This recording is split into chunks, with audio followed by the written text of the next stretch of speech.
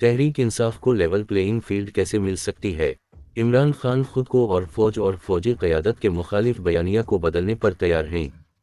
فوج مخالف بیانیہ کے ساتھ اگر کوئی سیاسی جماعت الیکشن جیت کر اقتدار میں آتی ہے تو اس کے نتائج ملک کے لیے کیسے ہوں گے؟ ایسے حالات میں کیا اس ملک میں سیاسی و معاشی استحکام آ سکتا ہے؟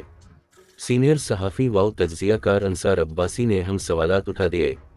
جنگ میں شائع ہونے والے اپنے بلاگ میں انصار عباسی نے لکھا کہ موجودہ صورتحال میں اگر لیول پلینگ فیلڈ کا واقعی کسی سیاسی جماعت کو مسئلہ ہے تو وہ تحریک انصاف ہے۔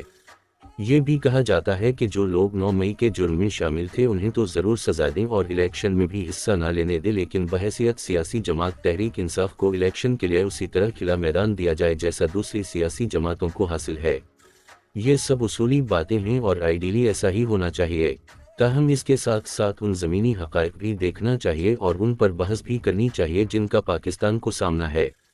جو حالات نظر آ رہے ہیں ان کے مطابق اس وقت تک تحریک انصاف ہی پاکستان کی سب سے مقبول سیاسی جماعت ہے، اور اگر level playing field Tehreek Insaf کو ملتی ہے تو ممکنہ طور پر تحریک انصاف ہی الیکشن جیتے گی۔ یہ بھی حقیقت ہے کہ تحریک انصاف اور اس کے بانی چیئرمین عمران خان نے اپنی حکومت کے خاتمہ کے بعد فوج سے براہ راست لڑائی مول لی۔ یہ بھی حقیقت ہے کہ عمران خان کے فوج مخالف بیانیہ کی وجہ سے تحریک انصاف کے ووٹرز سپورٹرز بھی فوج مخالف بیانیہ پر ہی چل رہے ہیں۔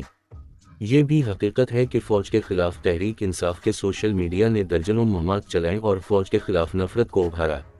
فوج پر 9 مئی کے حملے کسی سازش کا نتیجہ تھے یا نہیں، لیکن یہ حقیقت ہے کہ فوجی علاقوں میں احتجاج کا فیصلہ پارٹی قیادت کا تھا اور فوج پر جو حملے کیے گئے وہ اس نفرت کا نتیجہ تھے جس کا بیج عمران خان اور ان کی جماعت اور سوشل میڈیا نے فوج کے خلاف بویا۔ یہ بھی درست ہے کہ 9 مئی کے سانحہ کے باوجود فوج مخالف بیانیہ کو ختم کرنے اور اس سے فاصلہ اختیار کرنے کی کوئی سنجیدہ کوشش تحریک انصاف کی قیادت نے نہیں کی، بلکہ 9 مئی کو الٹا اپنے خلاف ہی سازش گردانا۔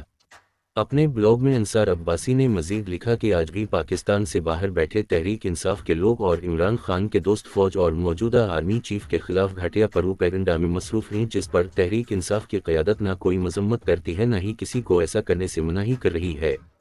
امریکہ میں مقیم پاکستانی گلوکار عمران خان کے دوست اور تحریک انصاف کے اہم رکن سلیمان احمد کے ٹویٹر اکاؤنٹ کو ہی دیکھ لیں کہ وہ فوج اور فوجی قیادت کے خلاف کیسے زہر اگل رہے ہیں۔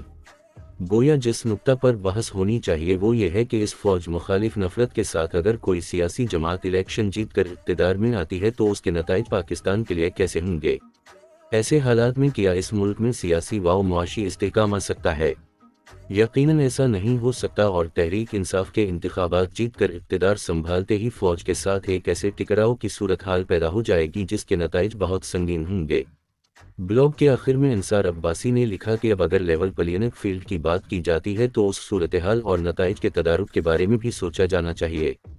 سب سے اہم کردار عمران خان اور تحریک انصاف کے رہنماؤں کا ہی ہو سکتا ہے۔ عمران خان اور تحریک انصاف نے جو فوج مخالف نفرت اپنے ووٹروں سپورٹروں میں پیدا کی اسے ختم کرنے کے لیے کوئی مہم چلانا پڑے گی۔ اپنے سوشل میڈیا اور ملک سے باہر بیٹھے ہمدردوں اور دوستوں کو ایسے فوج مخالف گھٹیا پروپیگنڈا سے روکنا پڑے گا جس کے لیے اب شاید وقت بہت کم رہ گیا ہے۔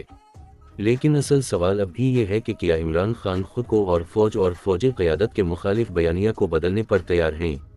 اگر نہیں تو پھر کیا شفاف انتخابات اور لیول پلینگ فیلڈ ان کی جماعت کو مل سکتے ہیں؟ مجھے ایسا ہوتا ہوا نظر نہیں آتا۔